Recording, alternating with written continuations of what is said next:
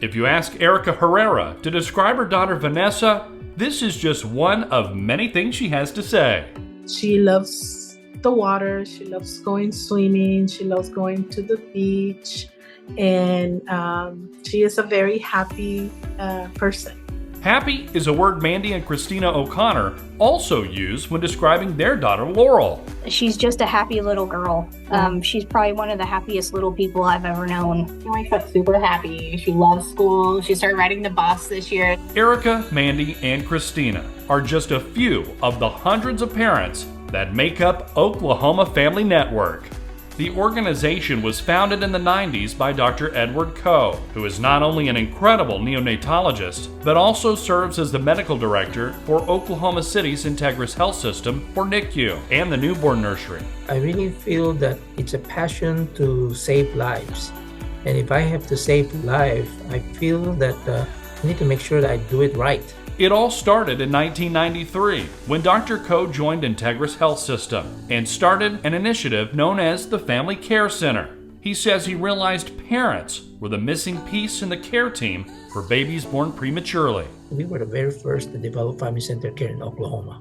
I developed the whole program in order for us to get the family involved. In 1996, the group formalized into the nonprofit known as Neonatal Parents Network of Oklahoma. If you have a vision, you just needed to get the right people believe in that same vision and then the same purpose. And I think that's why we were here today. And in 2002, a powerhouse was born. The Neonatal Parents Network merged with the Special Parents Access Network to form Oklahoma Family Network.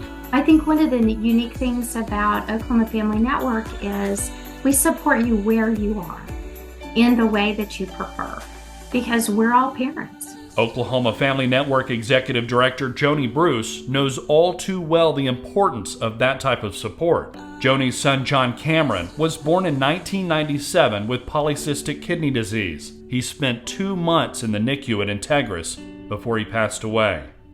Dr. Coe approached Joni and her husband Jay while they were in the NICU and asked them to be part of his organization. They were 2 of the 25 original board members.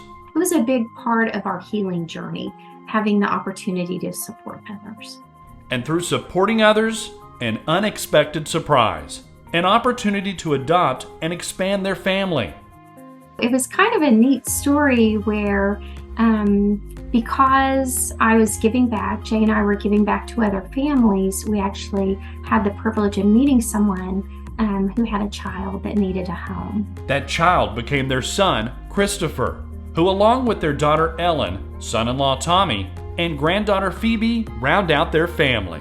Dr. Coe started this amazing organization, and over the last 25 years, a strong board of directors, passionate staff, and generous volunteers and donors have helped turn OFN into the organization it is now.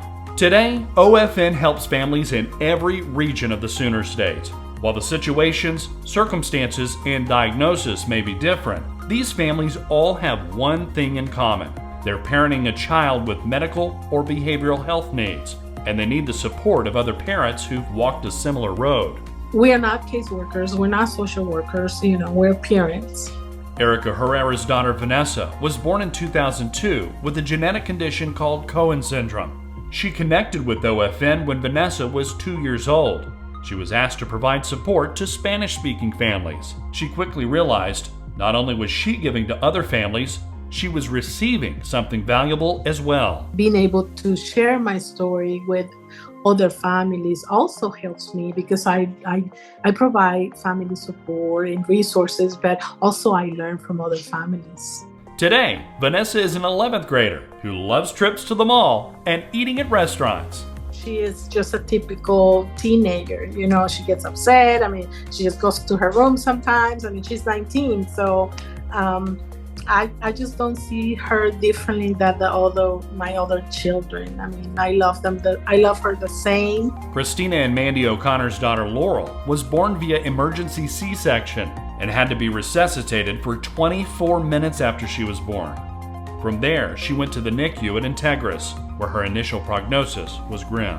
Those first weeks in the NICU, I can say without a doubt, were probably the hardest few weeks that we've ever had in our entire lives. Dr. Coe met with Christina and Mandy multiple times during their 41-day NICU stay. And despite a challenging road, there was a bright spot. Visits from an OFN family support parent. She just was there as a support and to listen to what we were going through. And she continually checked in on us while we were in the NICU and suggested that we join their in-NICU support group, which was tremendously valuable to our journey and to our time in the NICU. Laurel eventually no longer needed a feeding tube and learned to walk. Two things that were initially not thought to be part of her future. Today, you can find her swimming, playing soccer, eating ice cream, or walking the family cats. Along with incredible parent-to-parent support, OFN provides resources to families needing specialized medical care. I feel like we're connectors a lot. We connect families to one another. We connect them to our staff, who are also parents. We connect them to resources and information that they might need. And then we connect them when they're ready to do leadership activities. That connection is exactly what many families need as they navigate unfamiliar territory. OFN has the resources to the organizations and the therapies and other families that can guide you through getting what your child needs so that they can reach their full potential. Mandy and Christina learned this firsthand. Their daughter failed her newborn hearing screening and 2 follow-up exams. Through OFN, they were directed to the organization Hearts for Hearing, where Laurel finally received a diagnosis of sensory neurohearing loss. That is one resource that I'm not sure we would have found without OFN. And that's one of the resources that through our journey has been one of the most helpful resources that we've come across. One thing is certain, OFN sets families up to be their own best advocates for their child. Most of the things that I learned on how to really advocate for my child, really making the right decisions, it was through another parent. Don't be afraid to ask questions. Doctors know a whole lot, but they don't know everything. So just make sure that you let your child tell you what he or she is going to be capable of, because at the end of the day, that's where the answer lies, is within that child. Dr. Coe knew this parent intuition and connection was crucial for a baby's chance to thrive from the very beginning. I can be a doctor and tell them everything medically about a baby, but if somebody who has gone through the same process, it's more powerful. And I don't have to say too much, because they will understand from another person who has gone through the same experience. I think they will share that experience, and then they will have a lot more strength and belief that their baby is going to get better. In the words of Joni, it's a matter of shining the bright light of hope where it is needed most. OFN brings hope to families that are in a place that they never thought they'd be. They thought they'd be one place and they ended up somewhere else. There's hope for a future. And it may not quite be the future we thought it was going to be, but it's a good one. Oklahoma Family Network has helped thousands of families over the course of 25 years. And as leaders look to the future, it's about helping even more families in the years to come. I just am very happy that we started with a vision, and that vision has now become our reality. And now we need to make sure that we continue that vision and make sure that our mission continues to prosper, and that more people will join the network and make it even bigger. There are some big things on the horizon for Oklahoma Family Network, including the start of an endowment fund.